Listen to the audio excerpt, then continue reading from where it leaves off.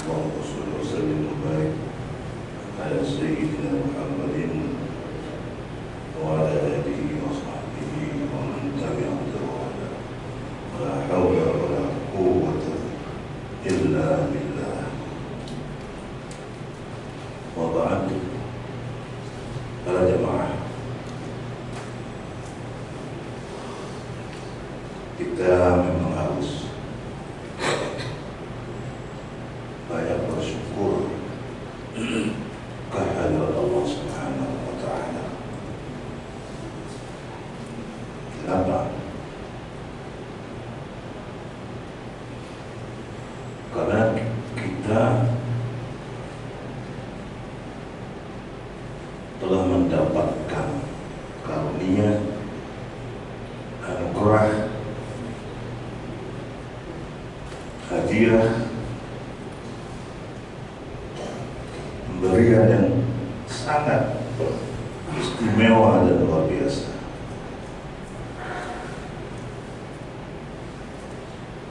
Di samping nikmat iman dan Islam, apa itu?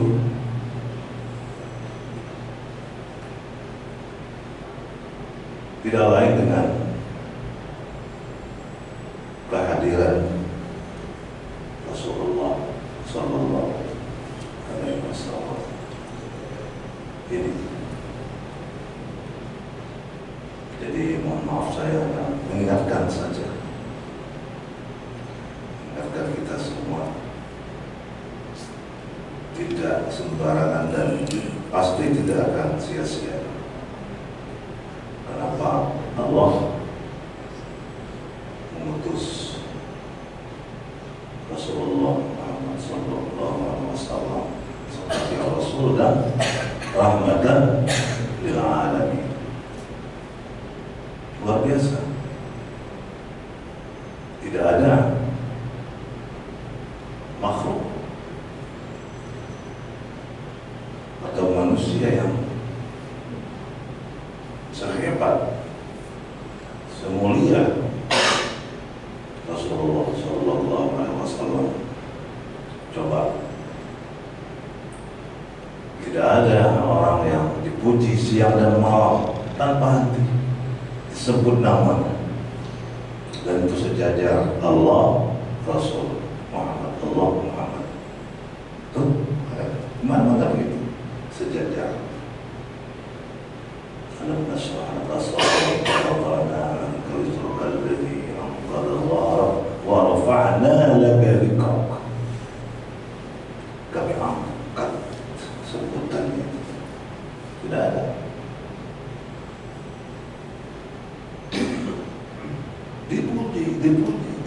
Dipuji tanpa rasa. Kita tidak pernah ketemu seperti sahabat-sahabat yang lain, tidak pernah kongko-kongko. Pada sahabat-sahabat itu selalu berkumpul pada Rasulullah. Sesaat tidak ketemu Rasulullah, mereka rindu di mana Rasulullah. Kita coba jauh setelah itu, maka dikatakan oleh Rasulullah, nanti ada kaum yang mereka cinta mati, harga mati, cinta kepada saya, bukan NKRI ya. Nah, nggak pernah ketemu saya, cuma cerita sirah segala macam, tapi mereka luar biasa cintanya. Dan itulah saudaraku. Kalau ada sahabatku, tapi mereka itu saudaraku. Jika sahabat merasa iri, ternyata makam saudara itu lebih tinggi daripada sahabat.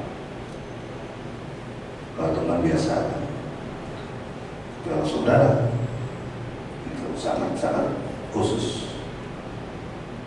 Sekali lagi, karena dipuji, karena totalitas itu dimiliki oleh Rasulullah, lahir dan batin.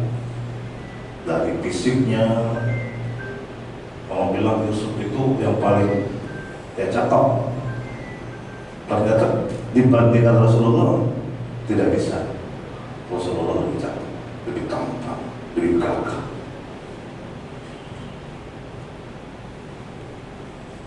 Badannya tidak terlalu tinggi tapi cukup menarik dan mengagumkan. Kulitnya putih kemerah-merahan. Kalau orang Arab itu kan panas, mestinya hitam kulitnya. Tapi Rasulullah putih kemerah-merahan. Kawan dan lawan kagum.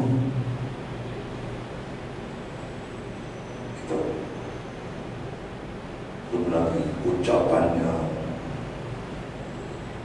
yang sangat menyejukkan, menenangkan, mendamaikan.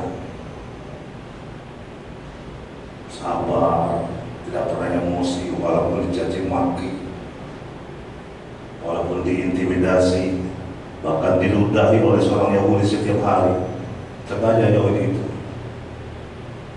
ya nungguin di sini tempat melintas Rasulullah, pasti dicaci maki, diludahi. Bukan Yahudi. Tapi Rasulullah tetap sabar.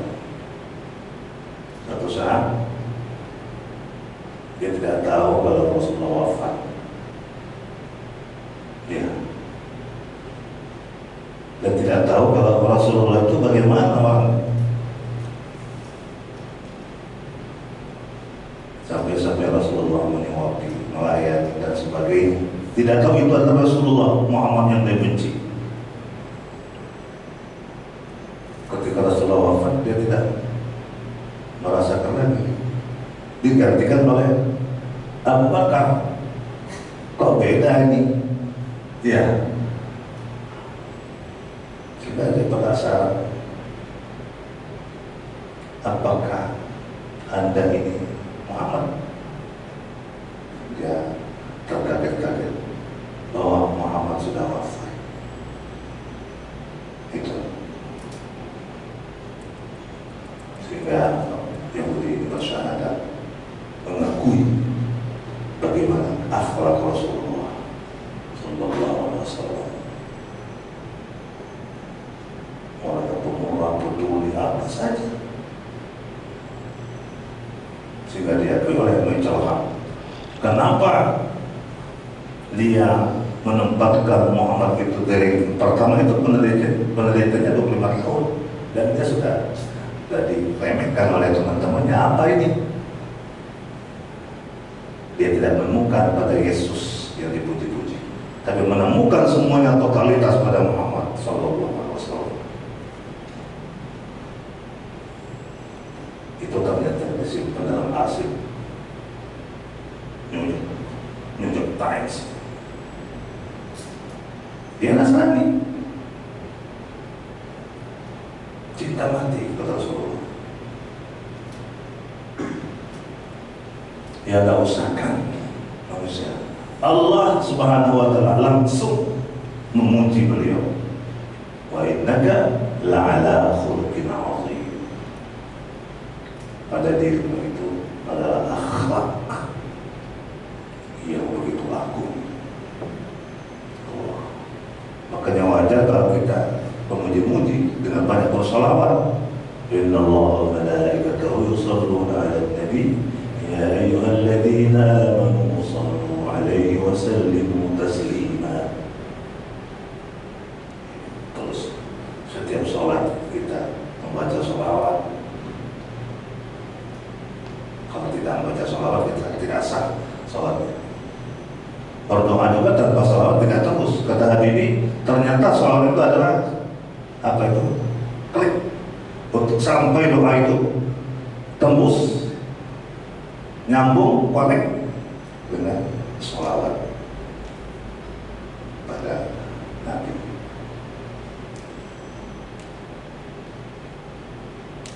Pada suatu peristiwa Maulid di Libanon Selatan, itu biasa tradisinya. Kalau Maulid ada tembakan gitu, mengenai, menyasar kepada anak seorang Nasrani, mati. masukkan ke rawat darurat, dipanggil dokter-dokter Amerika yang ahli itu, tidak bisa tertolong. Sehingga ngamuk nih, mana itu? Gara-gara Muhammad ini. Mana itu Muhammad? Coba dihidupkan anak saya.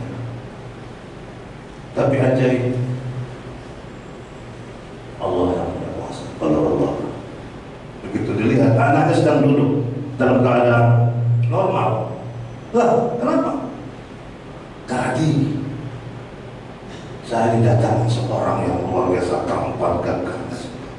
Dia pegang katanya kepala saya. Masya Allah.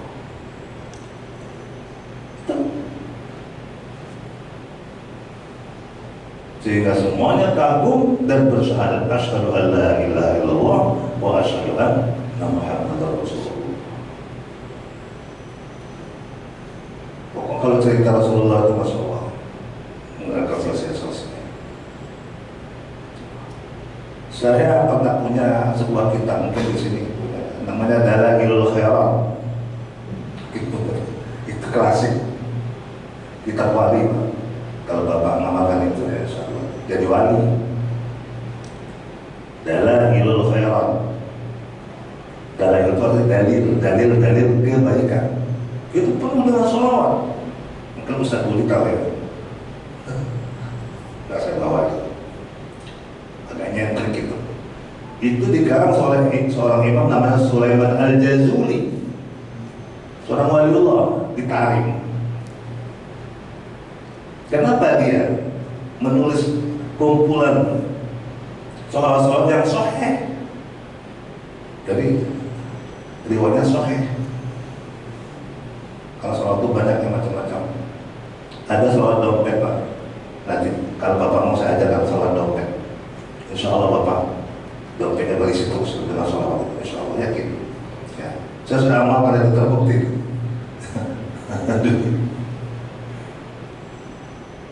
Kembali tadi. Ceritanya Syekh Sulaiman Al-Jazuli yang terkenal top waliullah, satu saat di musim kemarau dia mau wudhu, cari-cari kemana-mana, dia nggak menemukan air. Rupanya diintip oleh seorang anak kecil perempuan. Dia terkenal kan, seorang wali. Siapa nggak kenal Sulaiman Al-Jazuli? Kayaknya dia tanya, wahai Tuhan cari air ya? Ya, kenapa? Ananda. Oh iya. Jadi kalau begitu Tuhan perlu sekarang. Terus diludahi, gitu. Masya Allah ajaib. Biidznillah keluar air. Wudhu lagi. Malu si wali. Kalau wali hebat. Nggak masuk akal, tapi nyata. Terus dia tanya, Ananda apa yang Ananda amalkan, Anda doa Amerika? Tidak lain, saya tidak pernah putus sholawat. Akhirnya dia terinspirasi untuk mengumpulkan sholawat dan jadilah sebuah buku yang namanya Dalailul Khairat. Dan dia mati terbunuh. Beliau ini setelah sekian puluh tahun dibongkar, kuburnya wangi dan tetap utuh. Banyak kejadiannya. Kalau yang makom wali itu jasadnya utuh, wangi. Seperti kayak Imam Zubair tadi, Ma'ala itu baru-baru ini kan mau diangkat jenazah itu utuh dan wangi. Orang-orang hafal Quran itu biasa begitu, tidak hancur jasadnya. Nah itu kehebatan sholawat. Kalau seorang sufi perempuan namanya Robiatul Adawiyah, ini sampai jam berapa ini? Masih lama ya. Itu dan 5.000 kali sehari membaca sholawat ini. Itu pengalaman pribadi Pak, memang. Ya itu terbukti dengan banyak sholawat kita menemukan hal-hal yang di luar nalar. Dan ketika kita membacakan sholawat itu Rasulullah datang. Ada pendapat seorang Habib, Rasulullah itu nggak akan datang kalau di majelis itu ada hal-hal nggak usah kan yang makruh saja nggak akan datang. Orang yang merokok, menyimpan rokok, itu kata Habib. Kalau tidak jelas, ya begitu kita bersoal kepada Rasulullah, ya, Rasulullah akan menjawab soal kita biidznillah. Karena akhlak. Jadi innama bu'ithtu liutammima makarimal akhlak. Dipuja-puji karena akhlak. Apa halnya? Kata Aisyah, kana khuluquhu al-Qur'an. Alhamdulillah. Daripada ada orang yang siang malam disebut-sebut tapi dicaci maki, dihujat. Naudzubillah. Kenapa? Akhlaknya, moralitasnya, karena kezalimannya, karena kebohongannya dan sebagainya. Di dunia ini sudah dibuktikan. Boro-boro kan nggak tahu kita akan mendapatkan syafaat dari Rasulullah Sallallahu Alaihi Wasallam. Karena kita jangan berbangga dengan amal kita, ibadah kita, sholat kita, puasa, zakat dan sebagainya. Tidak ada jaminan itu akan memasukkan kita ke surga, tapi kita yakin. Ya. Nah, apa kita harapkan? Asa yang puncak itu adalah syafaat Rasulullah Sallallahu Alaihi Wasallam. Karena keistimewaan Rasulullah itu adalah dia bisa memberikan syafaat, bukan saja kepada orang mukmin, bisa saja orang yang tidak beriman, karena amalnya bisa. Itu ada penafsiran. Caranya kita banyak-banyak bersolawat menurut namanya, dan tentu mengikuti ajaran-ajaran Rasulullah Sallallahu Alaihi Wasallam secara konsekuen dalam kehidupan sehari-hari. Dan yakin bagaimana syafaat beliau. Kemarin itu Sandi Iran yang kemarin heboh, menghancur, meluluh lantakkan Tel Aviv, Israel. Sandinya apa? Ya Rasulullah. Sandinya ya Rasulullah. Karena yakin dengan kekuatan salawat Rasulullah itu apapun bisa terjadi. Terlepas pro kontra Syiah dan Sunni, yang jelas Syiah yang berani menghancurkan, menghadapi Yahudi, menghadapi Zionis, menghadapi Amerika. Maaf ya, Sunni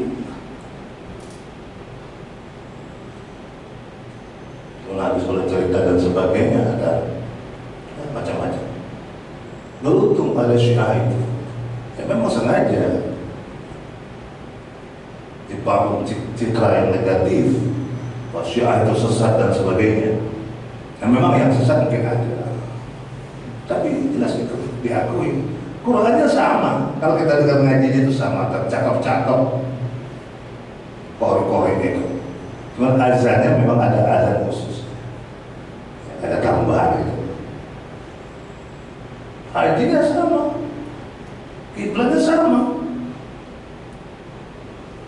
Kalau dikatakan sesat, dan terbukti yang paling berani menghadapi Yahudi Israel itu adalah Iran, menghancurkan, meluluh lantakkan Israel. Nah ini jadi bersyukur sehingga dalam surah Yunus 58 dikatakan a'udzubillahi minasyaitonir rajim qul bi fadlillahi wa bi rahmatihi falyafrah. Karena dengan anugerah dan rahmat Allah menghadirkan mengutus Rasulullah SAW, hendaklah kalian bergembira, berbahagia. Kalau masih ada yang mengatakan pro kontra mengenai memperingati Maulid dan sebagainya, itu ayatnya bisa dijadikan dalil. Karena kita berbahagia. Kelahiran manusia biasa saja kita senang, apalagi ini Rasulullah Shallallahu Alaihi Wasallam.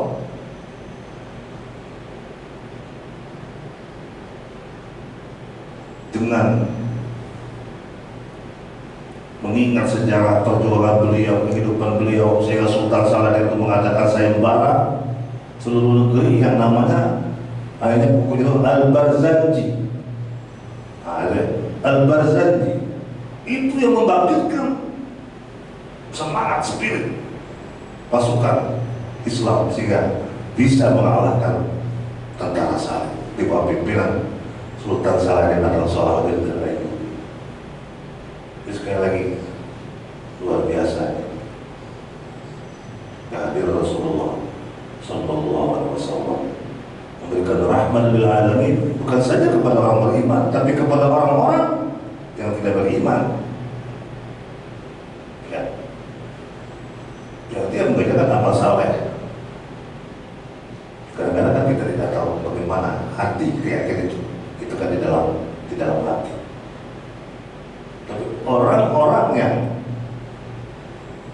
ada di bumi ini bukan saja orang mukmin akan mendapatkan rahmat, dan khusus orang beriman akan mendapatkan syafaat. Bahkan dalam satu tafsir mengatakan walaupun dia orang tidak beriman, biidznillah, karena suatu pertimbangan khusus bisa mendapatkan syafaat dari Rasulullah Sallallahu Alaihi Wasallam. Nah, orang pada berkata orang yang selalu dekat cinta pada beliau, berselawat, memuji beliau, dan mengamalkan ajaran-ajaran Rasulullah secara konsekuen. Artinya syariat-syariat Rasulullah. Sehingga dalam surah Al-Anfal ayat 33 itu ada jaminan Allah, a'udzubillahi minasyaitonir rajim. وَمَا كَانَ اللَّهُ لِيُعَذِّبَهُمْ وَأَنْتَ فِيهِمْ وَمَا كَانَ اللَّهُ مُعَذِّبَهُمْ وَهُمْ يَسْتَغْفِرُونَ. Ini jaminan. Artinya Allah tidak akan mengazab, menyiksa kamu wa anta bihim, selama engkau berada di tengah-tengah mereka. Artinya Muhammad tetap berada di tengah mereka walaupun dia sudah wafat, tapi ajarannya, syariatnya tetap hidup, tetap kita amalkan dalam kehidupan sehari-hari dengan bersolawat dan lain-lain. Wa ma kana Allahu mu'adzibahum, Allah tidak akan mengadab mereka wa hum yastaghfirun, selama mereka beristighfar, minta ampun kepada Allah. Jadi ada dua, salawat, istighfar. Salawat, istighfar. Berbahagialah kita ini setelah Allah untuk menghantarkan kita nanti menuju surga dengan kehadiran Rasulullah Sallallahu Alaihi Wasallam. Jadi sudah benar tuh judulnya, berkah bulan Maulid, berkah bulan Maulid. Tapi tidak saja waktu Maulidnya saja kita, tapi sepanjang waktu siang malam kita tetap bersama-sama Rasulullah Sallallahu Alaihi Wasallam. Bahkan dalam makom tertentu, orang-orang tertentu bisa bermimpi bertemu dengan Rasulullah Sallallahu Alaihi Wasallam. Salah satunya dengan banyak bersolawat. Insya Allah. Saya pikir cukup ya. Dari saya mungkin pengantar atau apa. Kalau ada diskusi dan sebagainya silakan. Tapi sekali lagi Allah luar biasa memberikan nikmat kepada kita dengan kehadiran Rasulullah Sallallahu Alaihi Wasallam. Kita syukuri dengan banyak bersolawat dan juga mengikuti ajaran-ajaran Rasulullah Sallallahu Alaihi Wasallam dalam kehidupan sehari-hari. Maka mungkin kenapa negeri kita yang katanya tidak baik-baik saja, mohon maaf, tapi tidak sampai, kan masalah banyak banget, sampai hancur dan sebagainya. Padahal luar biasa juga, porak-poranda dan lain-lain, kita sudah tahu semua itu. Kan masih ada hamba-hamba Allah yang bersolawat, yang bermunajat di tengah malam, berdoa, ya Allah, Rabbana, Rabbana, kan terus Rabbana, Rabbana, itu kan soliditas pesan Tuhan kami, selamatkan kami dan sebagainya. Itu kalau kan kita seperti umat-umat sebelumnya, mungkin ada yang sudah ditelan oleh bumi, hancur berantakan. Kita yakin doa-doa orang soleh itu dapat membawa keselamatan, menghindarkan kita dari musibah dan malapetaka yang sangat menakutkan. Demikian, terima kasih. Wassalamualaikum warahmatullahi wabarakatuh. Baik Bapak Ibu, setelah kita menyimak kajian hari ini tentang berkah bulan Maulid, alhamdulillah sangat motivasi sekali. Dan bagi jemaah yang mau menambahkan atau bertanya, kami persilakan.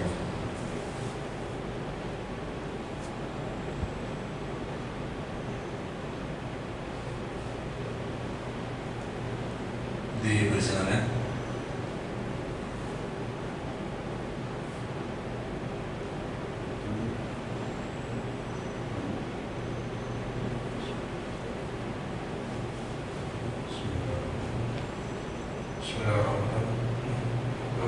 Ya, Ustaz.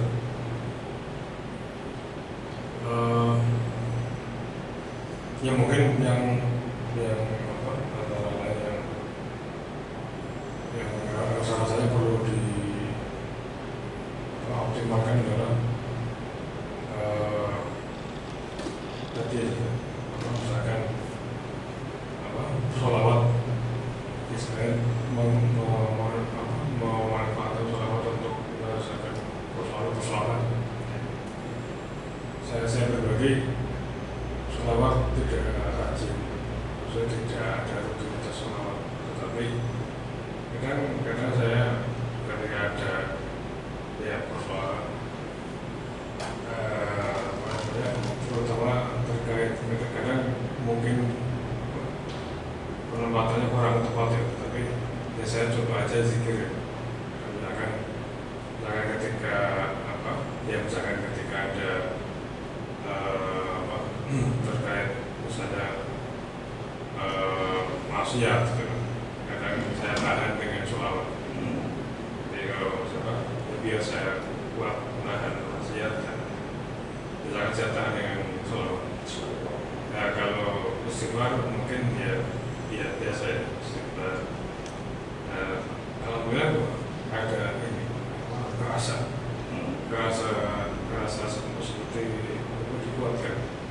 Nah saya kadang sambil sholat itu sambil mikir gitu, sambil mikir bahwa Nabi SAW ya bagaimana Nabi jadi mungkin gitu ya, jadi bagaimana Nabi menyikapi permasalahan yang sedang kita hadapi itu ya dengan sholawat itu kita sambil beriktibar, misalnya ya tadi bilang misalkan ada maksiat yang mau kita lakukan ya kita istighfar bersama sholawat. Ya mungkin kita bisa langsung kontak bahwa bagaimana Nabi menyikapi itu. Kalau misalkan kalau kasus terkait wanita lah, misalnya terkait fitnah wanita ya, Itu setahu saya sih Nabi tidak pernah mencontohkan diri sendiri. Contoh-contoh hadis itu banyak Nabi mengingatkan para sahabatnya, misalnya kalau nggak Sayyidina Ali atau siapa yang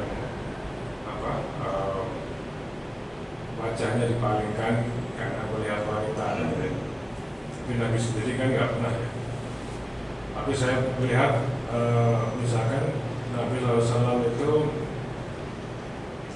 dari 11 sampai 13 istri. Saya kemarin baca itu ada putri Al-Jaun itu apa ya? Al-Jaun itu menikah dengan Nabi, tapi ketika istilahnya malam pertama si beliau ini menyatakan aku penuh kepada Allah dari Anda. Terus Nabi SAW menyampaikan, udah balik aja ke orang tua Anda. Pulang saja. Ini ya pulang aja saja. Ini salah satu istri Nabi yang dinikahi tapi tidak Digauli. Tidak, dia yang belum sempat digauli. Kemudian ada juga istri Nabi yang seperti Sayyidah Hafsah ya, yang sempat bercerai ya, sempat bercerai dengan Nabi, kemudian Allah mewahyukan agar balik lagi karena beliau ahli tahajud dan ahli puasa dan tahajud. Nah, ya sebatas itu mungkin yang saya pahami dari sisi tadi, mohon maaf, dari sisi antara pergaulan kita dengan wanita. Ya sebetulnya patokan menyikapi kita kepada wanita itu sebenarnya sudah diajarkan Nabi SAW melalui Al-Quran ya. Artinya misalkan dari mulai menentukan pandangan, kemudian para wanita itu juga diminta pakai hijab, pakai jilbab.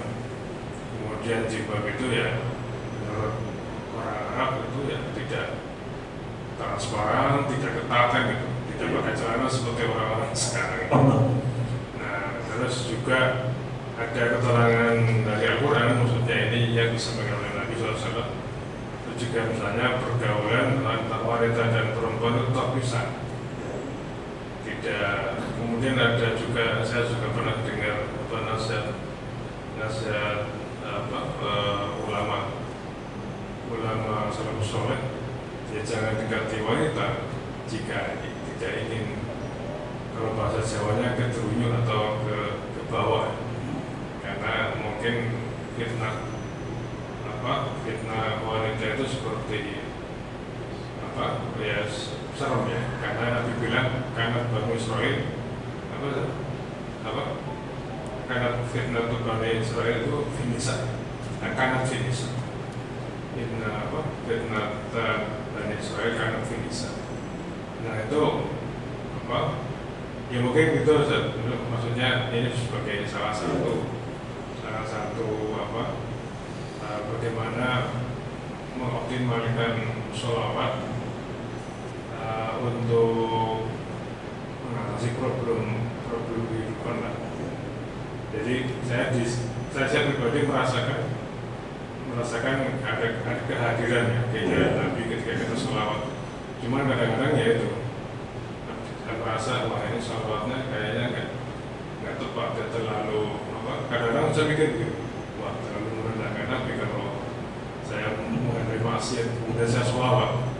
Tapi alhamdulillah ada ini ya, ada semacam itu ya, semacam obat di situ. Jadi benteng, nah betul benteng. Apakah gitu, apakah salah seperti ini tuh bisa dilazimkan apa tidak? Iya, sudah.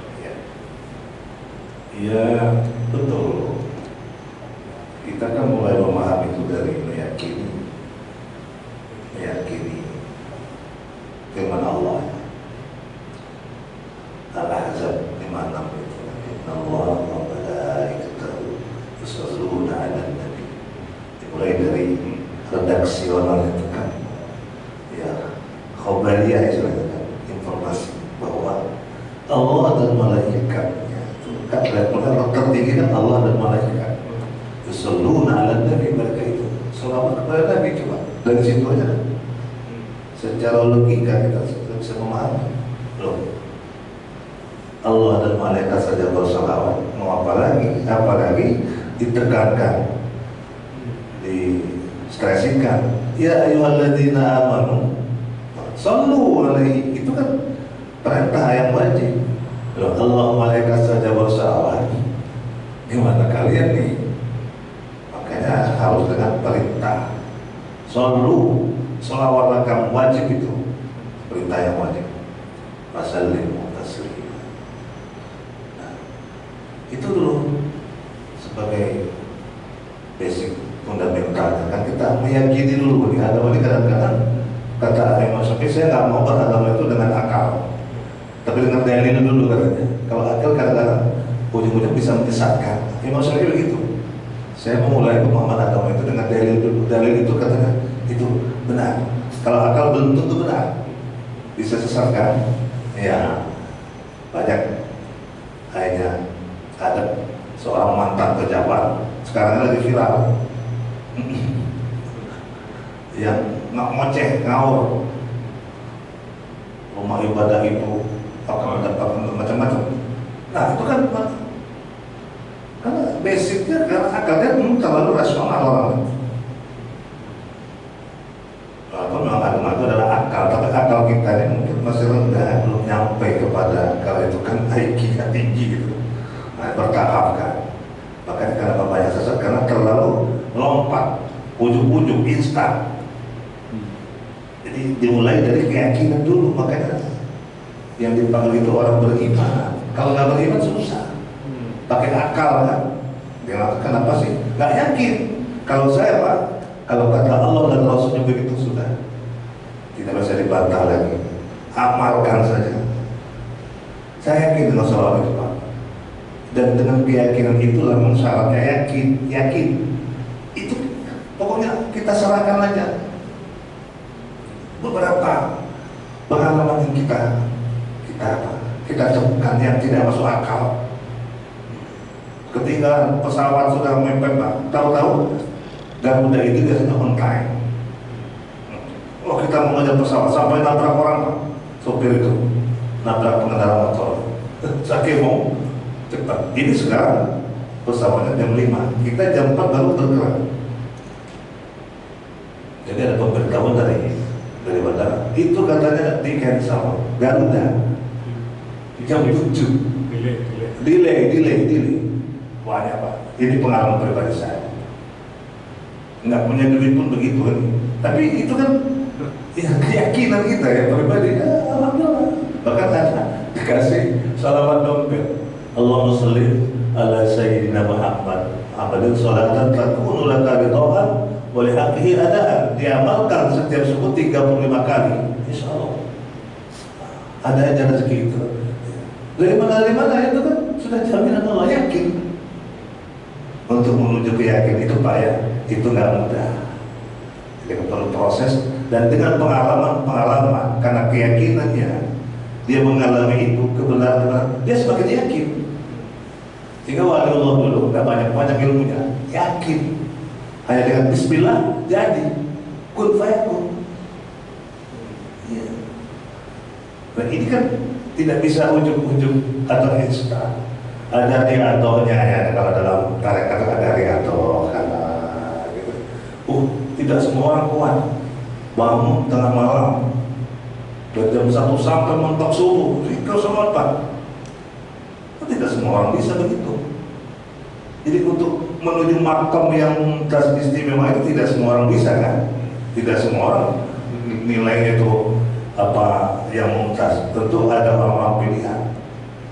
Bangun Pak jam 1 kurang tidur, tapi melek aja sampai subuh itu kuat, sehat ya. Jadi secara logika dia kurang tidur, mestinya kalau kurang tidur nggak fit, tapi justru itu energi. Ternyata wirid, zikir, selawat terutama itu itu basicnya sholawat dulu, istighfar, sholawat, dua aja itu, kuat aja. Alhamdulillah. Dan itu menjadi suatu kebiasaan sehari-hari. Kalau dia nggak zikir, nggak riyadhah, dia nggak sehat, nggak nyaman, nggak tenang hidupnya. Ini ya, bisa begitu. Jadi saya setuju Pak. Kedapatkan di negeri ini juga ada gerakan selawat untuk itu kan wasilah media untuk berdoa kepada Allah agar kita jadi dilindungi, diselamatkan. Jadi ampuhnya sholat. Sampai Habibie sendiri yang orangnya rasional itu mengakui, dia punya kesimpulan ternyata kuncinya adalah sholawat. Dan pernyataan beliau terakhir, saya menyesal kalau suruh milih agama atau milih dunia, milih agama. Itu tadi karena pengalaman spiritual ya, dan dia mengalami itu sesuatu yang sifatnya realita, ada kekuatan. Dengan sholawat itulah kunci. Maka betul tidak etis kalau orang terus berdoa ya Allah tanpa ada mukadimah. Puji-puji dulu Allah, semua dari Allah. Nah, kita bisa itu dari mana? Melalui Rasulullah SAW. Baru jadi masuk akal kalau doa kita itu diijabah. Waktu datang, tolong Pak, ya kan? Coba kita datang ke beliau. Saya betulin kan, tentu ada basa-basi, ada etika. Jadi kalau saya sangat setuju dan pengalaman orang-orang yang sampai kepada makom karamah wali itu banyak mengamalkan daripada segala macam wiridan itu ternyata yang utamanya adalah sholawat. Itu banyak kan wiridan ini ternyata sholawat itu adalah kunci. Maaf saya tambahkan sedikit. Boleh. Mungkin kalau redaksi di Al-Azhar ayat 5 kan tadi salam dan sholawat ya. Kemudian jadi sholawat dan salam ya. Kalau redaksi kita ditahiyatkan sholawat dan barokah ya, berkah, baik kan. Nah, jadi saya ringkas berarti ada 3 redaksinya itu sholawat, salamah sama barokah ya. Iya. Nah itu pertama itu apa bedanya itu 3 itu? Jadi ketika kita menyatakan Allahumma sholli wa sallim wa barik, itu bedanya. Kemudian yang kedua saya mohon maaf ini agak nakal dikit ya. Jadi suka ringkas sholawat ya. Saya kalau kadang suka diminta teman-teman berdoa di majelis itu, saya singkat begini Ustaz. Allahumma sholli wa sallim wa barik ala Sayyidina Muhammad wa ala alihi, cuma gitu dong. Tapi saya kaitkan dengan Nabi Ibrahim, salawat Ibrahimnya. Saya bilang karena ya Allah, karena sholaita wa sallamta wa barakta ala Sayyidina Ibrahim wa ala alihi. Itu ngarang-ngarang atau ringkas-ringkas begini boleh apa? Itu yang kedua. Yes,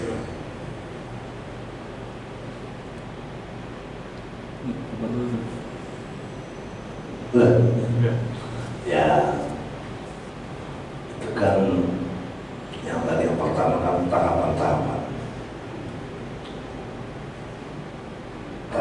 tanda pertama kamu itu sholawat, itu kan basic kan. Dengan sholawat itu kita akan mendapatkan salam dan puncak nanti berkah, karena kita ini hidup ini ya kita cari berkah. Ya, sukses hidup itu bukan karena secara materi berlimpah, gaji besar dan sebagainya, gelar dan sebagainya. ternyata hakikatnya apakah di dalam semua itu kita memperoleh berkah? Itu kan sangat tinggi. Karena kan dia biasa aja penghasilannya, tapi kok berkah? Artinya dia bisa dengan itu menikmati, merasa cukup, qanaah, merasa puas. Itu karena berkah. Jadi artinya endingnya itu nanti apapun dengan salawat, dengan salam itu kita akan mendapatkan berkah. Dan itu yang mahal. Jabatan juga berkah. Apa artinya jabatan? Dengan segala macam cara untuk mempertahankan jabatan, mengumpulkan kekayaan, apalagi dengan tidak halal, pastilah itu tidak akan berkah. Ya. Berkah ini yang mahal, dan itu kita rasakan bukan saja kepada kita, tapi kepada keturunan kita, zuriat kita, anak cucu kita, bahkan lingkungan kita, negeri kita. Maka dikatakan dengan syarat amanu wattaqu. Itu dulu. Kalau anna ahlul qura amanu wattaqu faqula fatahna 'alaihim barakatin minas samaa'i wal ardh. Beriman dulu, bertakwa dulu, baru dapatkan barakah, terbuka terus. Tanpa itu gagal. Itulah bahasa ekstrim, gagal. Cuma casingnya saja dia sukses, tapi hakikinya di bawah itu ya gagal. Macam-macam kegagalan itu. Ya kita contoh ya sehari-hari kita bisa lihat. Kalau yang terima itu kan tanpa sesuatu yang menurut saya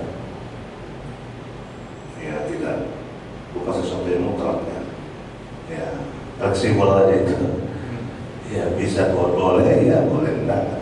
Bahkan Sallallahu Alaihi Muhammad cukup aja begitu udah nggak apa-apa, nggak ada pakai Ali Muhammad, ada tuntunan. Bacalah salawat, nanti dengan 1000 salawat Sallallahu Alaihi Muhammad kamu akan insya Allah akan bermimpi bertemu dengan Rasulullah. Nggak ada menyebut ya salam atau keluarga. Tergantung sikon juga. Jadi itu fleksibel aja. Cuma nantinya kita diingatkan kenapa sampai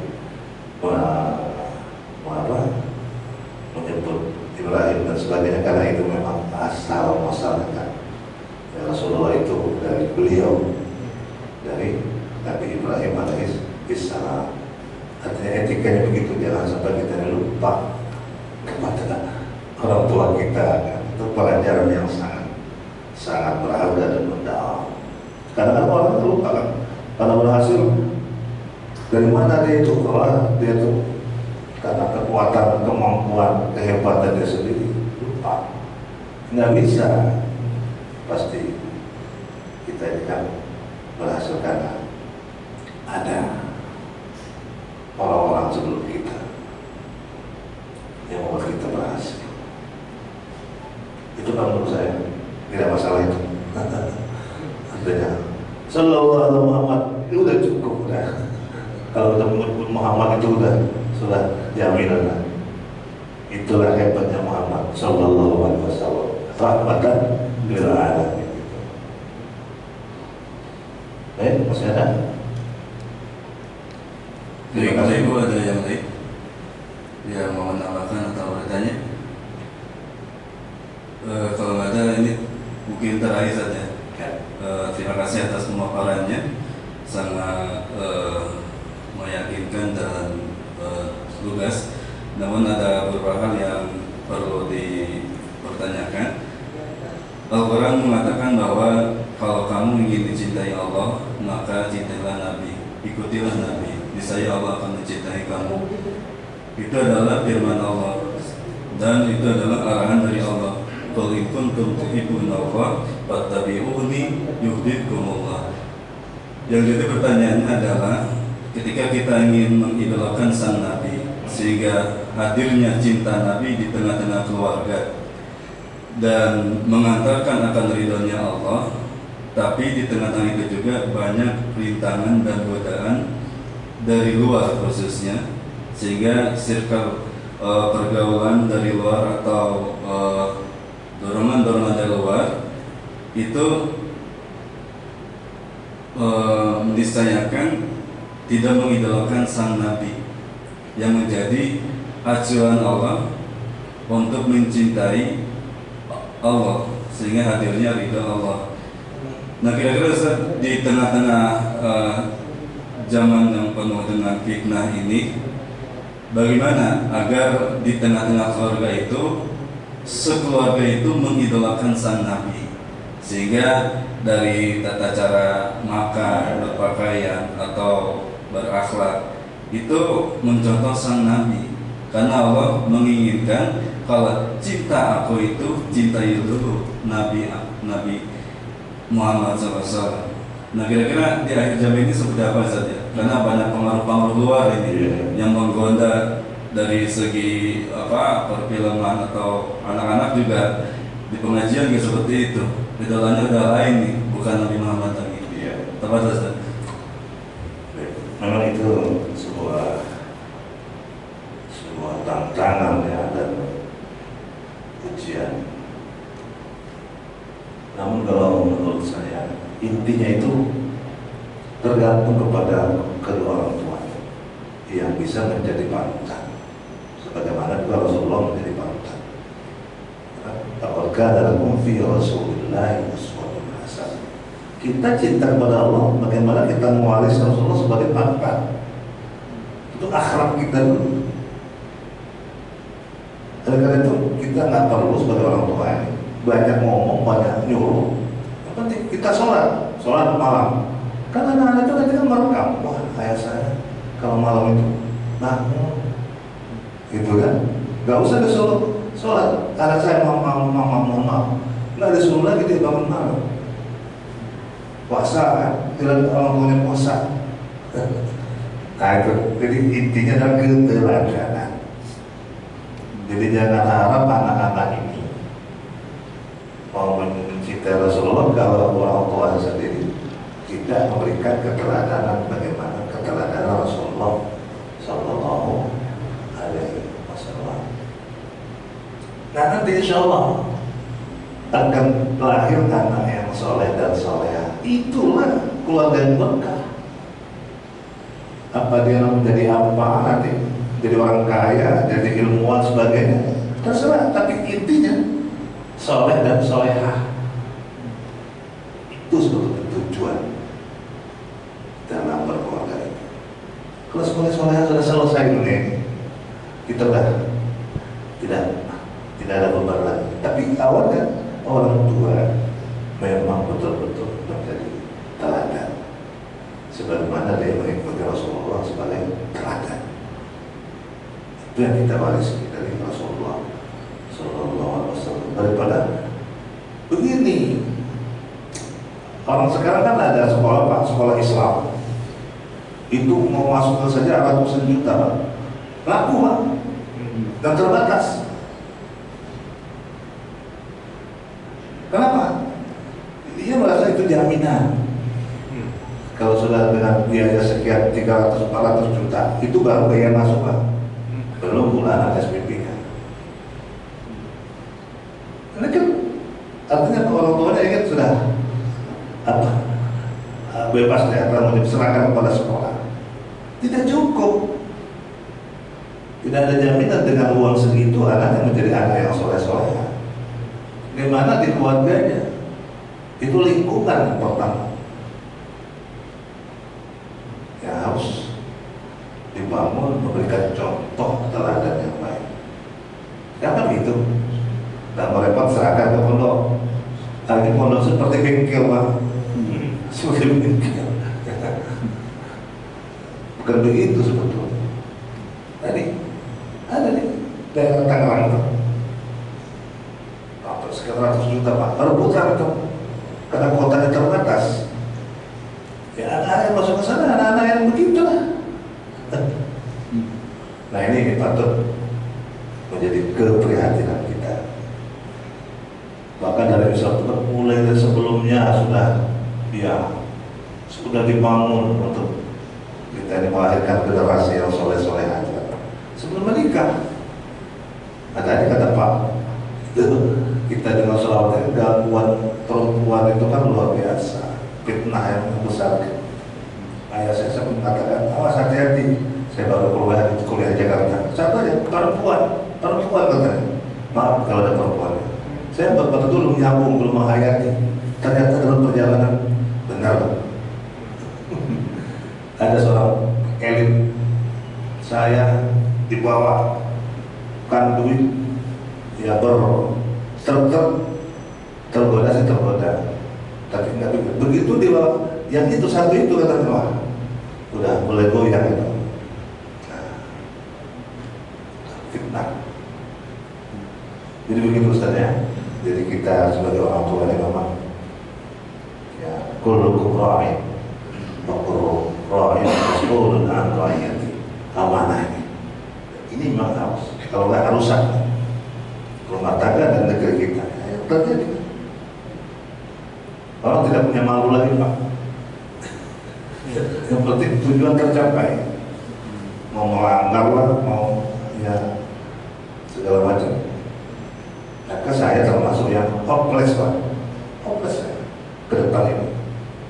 Apalagi kalau latar belakang yang sekarang ini ya, termasuk bukan apa ya, termasuk ya, bagaimana nanti kalau karakter itu susah, apalagi melalui proses yang sudah tidak benar. Ya. Demikian. Baik, alhamdulillah.